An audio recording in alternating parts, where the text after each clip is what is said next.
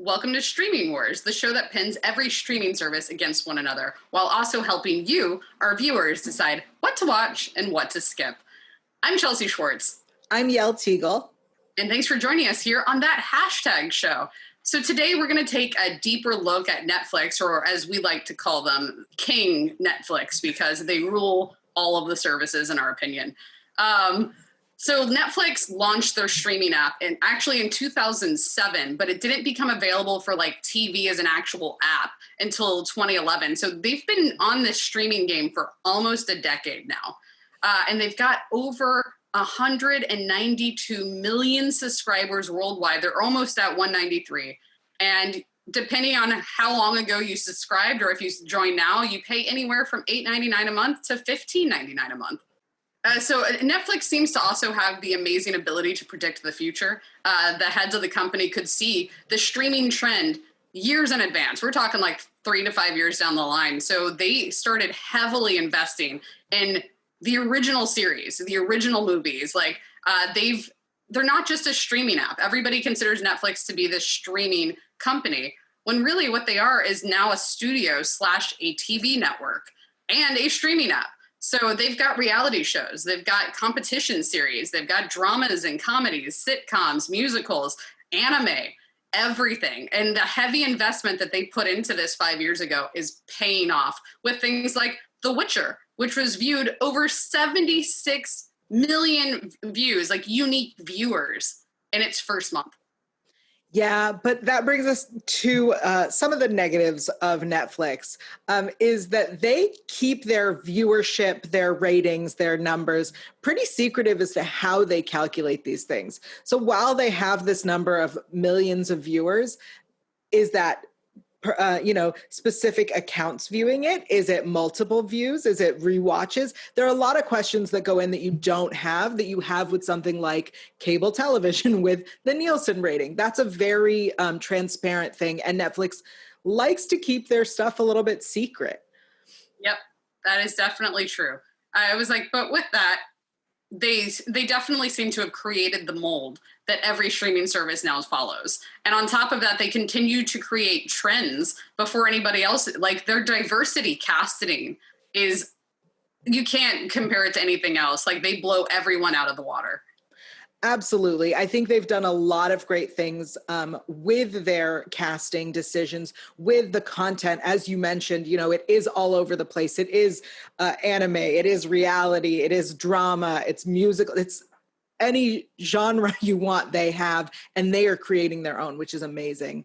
And I do think they kind of invented the idea of having this original series on a streaming platform, which is really wonderful. Yeah, which is, now we've got streaming series from Disney Plus and Amazon and whatnot. Like now it's just part of the normal.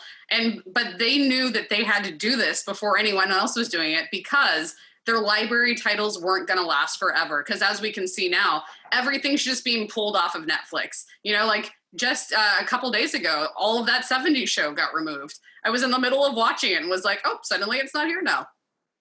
It is really impressive how much they have predicted the future, as you said, right? Like when they used to have DVD titles, when that was their service and they shut down Blockbuster, that was incredible. And then the fact that they moved to streaming was incredible. I will say one of my biggest pet peeves, though, is you look for a title on Netflix. It's not streaming on any of the other platforms. And the only way to get it is a DVD from Netflix. And I know that some people don't have DVD players. I know a lot of laptops don't have DVD players now, but even if you have a DVD player, I don't have DVD service through Netflix. I have just streaming service. It kind of is, they're forcing us to do it their way. And that's kind of an issue for me. I'm not a fan of being told what to do. Which I've never actually had anything ever pop up and say it was only available on a DVD. So I've never experienced that. I was like, but I can see the frustration there. Absolutely. But in terms of the quality of the original series, obviously not everything's going to be a winner. I was like, but they do have a lot of great stuff coming down the pipes and stuff that's already happened, like Hollywood and the Witcher that we previously mentioned. And I loved when they brought Arrested Development back in the early days, But the series I'm most excited about It's just come out. Julie and the Phantoms. It came out Thursday. There's 9 episodes. It's from Kenny Ortega, who I am a huge fan of. If you like musicals is what I musicals.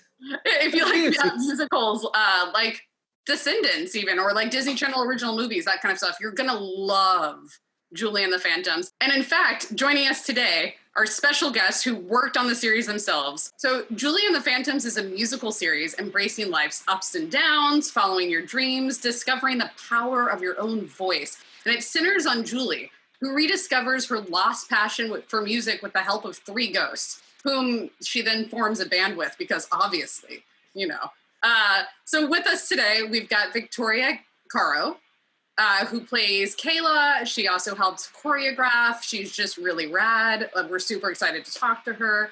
And we've got Kabir Akhtar, who directed episodes 7 and 8. And Kabir also has an amazing background of directing My Crazy Ex-Girlfriend and High School Musical, the series. And you seem to be falling into this musical niche. Yeah, I love it. I love that this has happened. My first big job here in LA after a year was editing and behind the music, which was such a dope gig to have back then. I've just been I'm a huge music fan and did musical theater my whole childhood. And so it's amazing that this has sort of happened. It wasn't really on purpose, but it's great that, in the last couple of years I've directed 30 different music videos for different TV shows. Yeah, and for those that don't know as well, this show is executive produced by Kenny Ortega, which I'm a Kenny super fan. And Kenny, if you don't know, choreographs the Dirty Dancing final dance sequence, the Ferris Bueller Parade. He also is the director behind Newsies and Hocus Pocus and several Gilmore Girls episodes and Descendants. As a Disney kid, I'm obsessed with Kenny in general. And I think, Victoria, you got to work really closely with him. I did. The great thing about Kenny is that he's so collaborative and really trusts his crew to give suggestions and ideas and speak our minds about things. And I was lucky enough to not only be an assistant choreographer, but once we started working on, this was my second job with Kenny. And once we started working on it more and more, I was able to, they put a little role in there for me that wasn't originally there, which was really nice of them.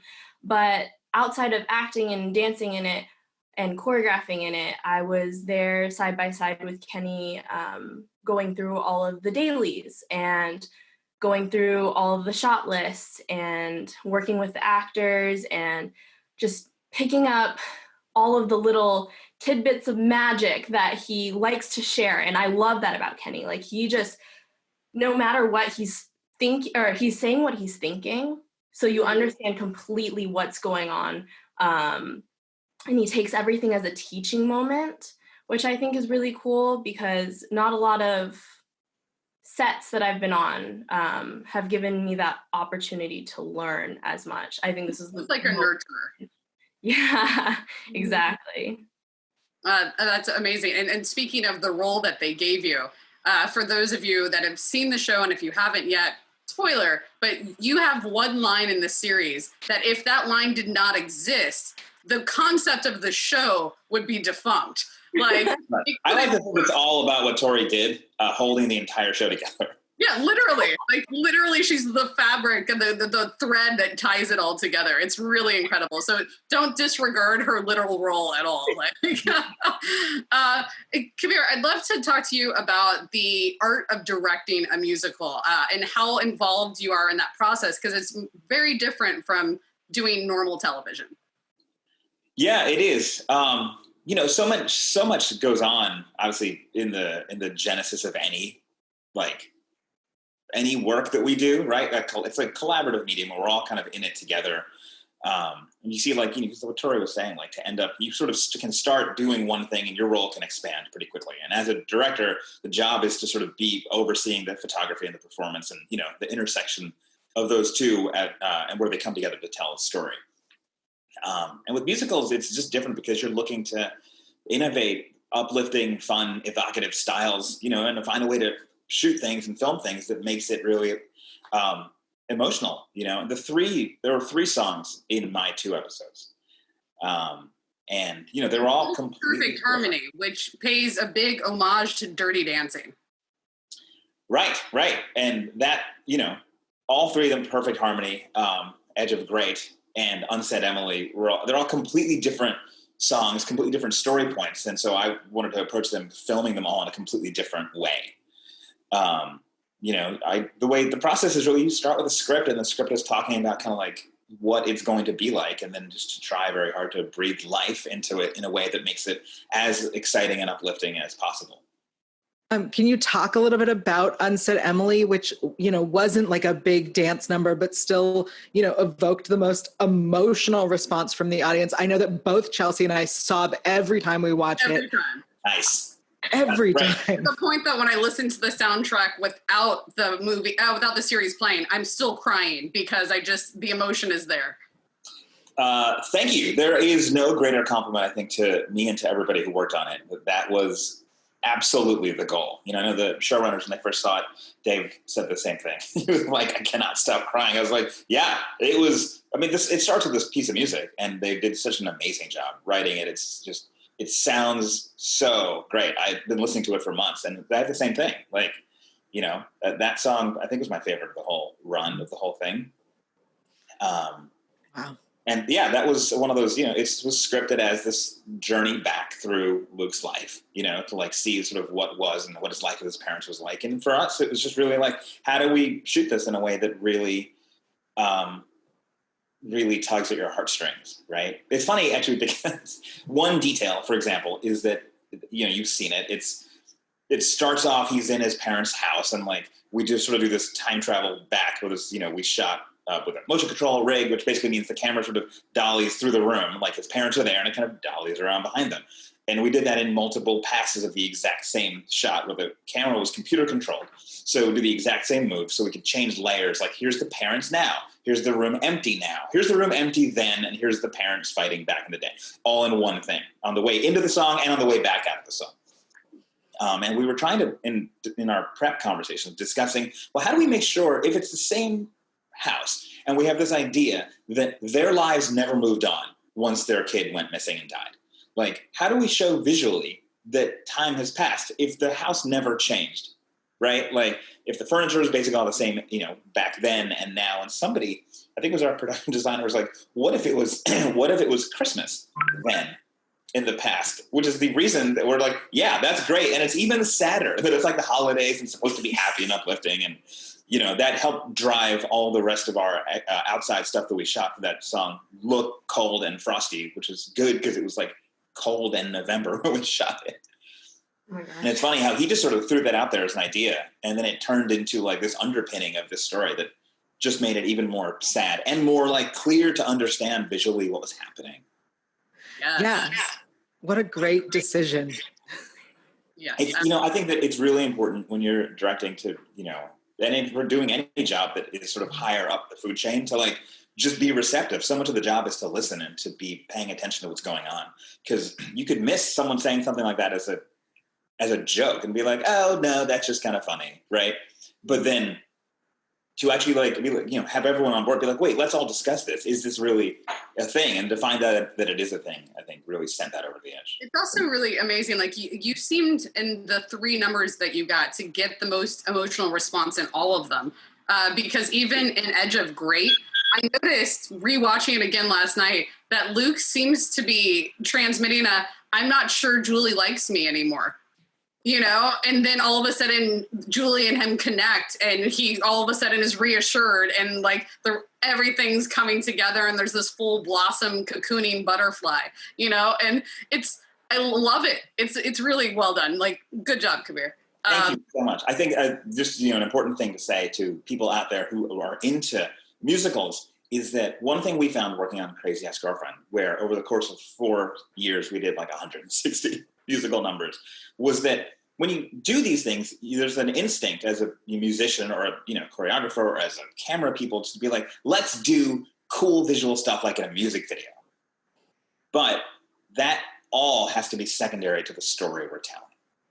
So in terms of like, Luke's journey with his parents, or like, what you were just saying about these other songs. The same thing is true. Like, it cannot just be cool shots and like cool dancing and like fast editing or whatever that is. It's got to be like those connective pieces. We have to make sure that, Julie's looks at Luke, catches his eye by mistake, quickly turns away. We've got to make sure we get those moments. It was incredible. And that's amazing advice too, for like anybody going into that is, and Victoria, we want to talk to you about Dirty Candy. Yes. Yes. I am such a Dirty Candy fan. I have to ask, I know the choreography was inspired by Fifth Harmony, and I gotta know, why that girl group? There's so many. Well, okay, it was inspired by a whole bunch of different girl groups. I loved Fifth Harmony, especially because they're the only super, super prominent girl group right now that is incorporating choreography into their stage performances, right? I feel like right now back then it was like Britney doing all of her full out super dancing movements, Janet Jackson. Janet's always performing still, but let's not forget the Spice Girls. Right. Spice Girls, exactly. There's so many iconic girl groups, and what you love most about them is their choreography and their dancing and their attitude. Fifth Harmony was just a very recent reference for us, but when we were working on it, our choreography team just agreed that we should bring this whole dance pop star back to life. And before we met Savannah, we didn't know who was going to be cast. We didn't know their dance ability, because sometimes actors come in and they've never danced before. And so when Savannah got cast and she came to the first rehearsal and she was picking up faster than some of our dancers, I was like, oh, great. Well, we can make this harder and go even more full out. And she's like, I'm super down. I was just really glad that we were able to do that. That's amazing. I loved it. By the way, I just want to say that what you do is like a complete magical mystery to me. Like, choreography is not a thing that I am remotely, like, I wouldn't not forget that I'm not an expert at it. It's a mystery. I see it and I'm like, wow, that's great. Like cooking, where I'm like, whoa, this tastes delicious, but I have no idea how to do it. So I'm so impressed by like all that you do.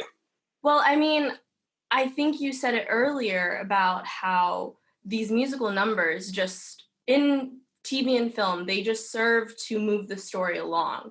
And so I think connecting closely to that story helps a lot with what vocabulary goes into the actual choreography. Absolutely. And I loved what you said about the attitude that the girl groups bring in too. And that it's perfect because Dirty Candy, we found out that the costuming is a big part of the attitude of Dirty Candy, and that each girl is supposed to represent a different candy.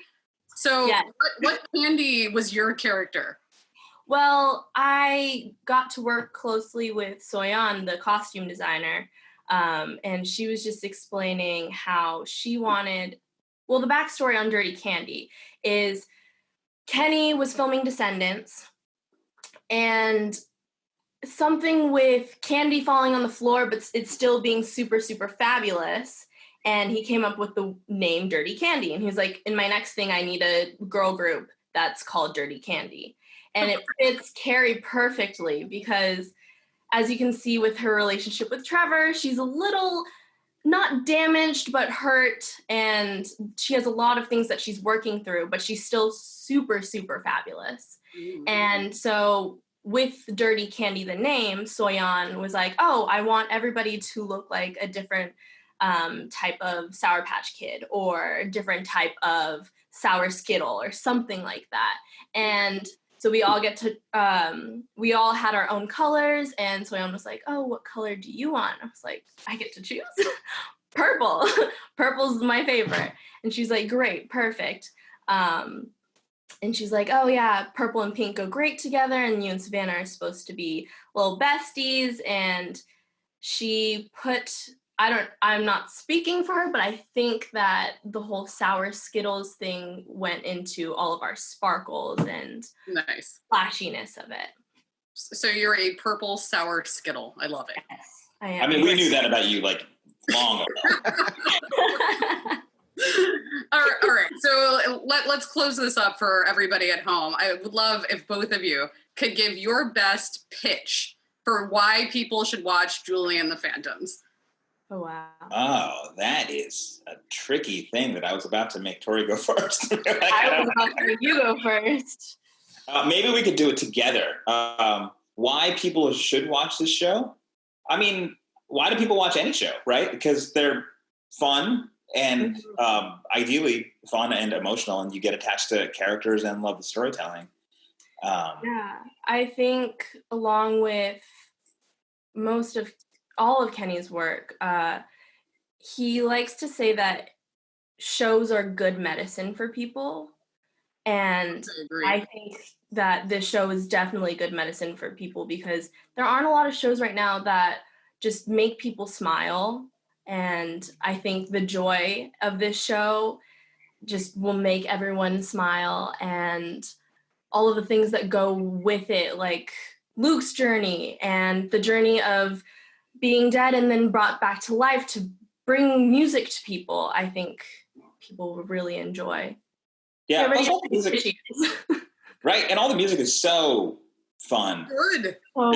And it's just fun, right? I mean, I think that more than anything else, it's a fun show. I've been telling people for a while that even though it's a half hour, it's more of a musical drama, I think, than a comedy. Yeah.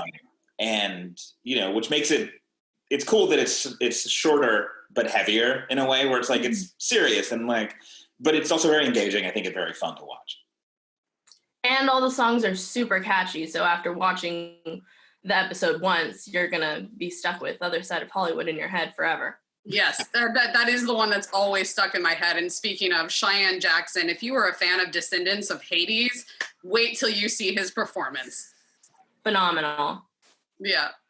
Awesome. Thank you guys so much for chatting with us today. Yeah, thank you for having us. What a blast. Thank you. It was so wonderful to catch up with Kabir and Victoria and talk about Julie and the Phantoms, and that's definitely what's on my watch list. But there's plenty of other things to talk about, so it's time for Streaming Roundup. Okay, so I know I've brought up Electric Now before, but I'm bringing it up again. It is an app that you can check out, and it has reruns of Leverage and Librarians. But the big news is that Almost Paradise, which was a show that aired on WGN America, which a lot of people don't have, is now available. Season 1, the entire thing is on the Electric Now app, so stream away. It is a Christian Kane show from Dean Devlin. If you loved Christian Kane for his music or for Leverage or for the Librarians, this is the show for you. It's amazing. They shot the whole thing in the Philippines. Check it out on Electric Now. And if Julie and the Phantoms wasn't enough of a musical for you, I've got a competition series. Now, I'm not a game show person or a competition show or a reality show, but Netflix has a new series coming September 16th, so this Wednesday, called Sing On. And it's literally a karaoke competition where the judge is an actual vocal analyzer that streams across the bottom of the screen while they're singing. So you can see how well they sing compared to the original artist. It's super fun. Every episode is self-contained, so there's a winner at the end of each episode, and every episode is themed. So you can watch the rock episode, the movie episode, the country episode, whatever type of music you prefer. It's a lot of fun. Speaking of a lot of fun, there's a movie that I think is supposed to be a lot of fun. It's called The Binge. It is over on Hulu. It is like The Purge, but a comedy. And the idea is that all drug and alcohol is prohibited except for one night. And anyone over 18 is welcome to partake. It's just not good. Yeah, to be honest, when we read the description, I was like, I don't see this panning out well. Speaking of, get organized with the home edit. It's the new tidy up your place, home and garden inspired type show from Netflix. The home edit is a really fabulous duo that you can follow on Instagram that has great organization tips. So going into the show, I was like, I'm in the middle of a giant purge from my 2020 quarantine. I can't wait to get my apartment organized. And then there was no tips. And every episode seems to focus on the fact that they know celebrities and that they get to touch celebrities' closets. There doesn't even seem to be purpose to why they're there, really. So I expected more from the series and I didn't get it. So I think if you're looking for organizational tips, watch Tidying Up with Marie Kondo instead. Yeah. Let's get to some of the headlines that have come out. Let's talk about CBS All Access. I know that we are both on the fence about CBS All Access as a service. They don't have enough content to get my money regularly. So like I waited till all of Picard came out and then I signed up for a month so I could binge Picard, but apparently a lot of people feel this way. So they're rebranding and it's a yet unnamed new service that's coming from Viacom CBS that CBS All Access will be folded into, which will now be, I guess, almost the last major player to enter the streaming services because Viacom CBS will add Comedy Central, MTV, VH1, Paramount Networks, all of that stuff into the service. Yeah, it's really interesting that they've chosen to do this, especially because a lot of the CBS All Access originals, as of this summer, due to COVID, are now being aired on TV. Yeah. Everyone's figuring it out. Constant new cycle of things. Yeah. Also coming to Disney Plus, we've got a new short in October based off of Olaf, everyone's favorite snowman from Frozen. It's called Once Upon a Snowman, and it's going to give us the untold origins of Olaf. Netflix is giving us a documentary about Blackpink, which is a huge K-pop band. If you are familiar with K-pop, you're going, yeah, duh. But we've got a documentary film coming from them on October 16th, where I'm really excited. I know K-pop is huge, and I would like to know more about the ladies of Blackpink. I too. I definitely don't know enough about K-pop, so I'm super excited for a documentary.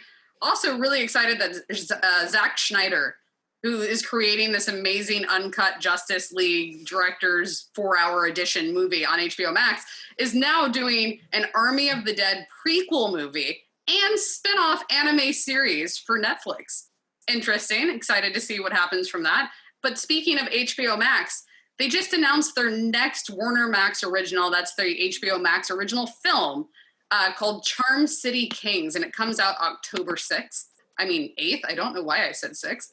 And it's executive produced by Will Smith and Jada Pinkett, which I bring this up because speaking of Will Smith, Will is bringing back Fresh Prince of Bel-Air, but a new series that's reimagined as a drama called Just Bel-Air, and it was picked up by Peacock. Yeah, and it's gonna be 2 seasons already. Yeah. They just decided, I remember last week or so, they announced they were thinking about it, and now it's got 2 seasons ahead of it. Yeah, the pitch was so strong that they committed to 2 seasons, but honestly, what else is Peacock doing right now? Right. Well, I'll tell you what they're doing. They're going to have the Premier League live matches. It starts today. The Premier League, that's the English Premier League. For you Americans, that is soccer. For me, it is football. I love Liverpool. I love watching the Premier League, and I've never gotten to do it from the comfort of my own home. And now the Premier League is going to be available through Peacock as long as you subscribe to either of the premium tiers. Go sports. Sports ball! Thank you for joining us here on Streaming Wars on That Hashtag Show. Make sure you've subscribed to That Hashtag Show on Facebook, on YouTube. Like and comment below. We've got so much more to talk about. Yeah, and thank you again to our guests today, Victoria Caro and Kabir, that joined us from Julie and the Phantoms. Make sure you check that out on Netflix. And speaking of, next week, we're going to be talking about Jurassic World Camp Cretaceous, which is the animated show coming to Netflix. We can't wait to talk to you guys next week. Stay tuned.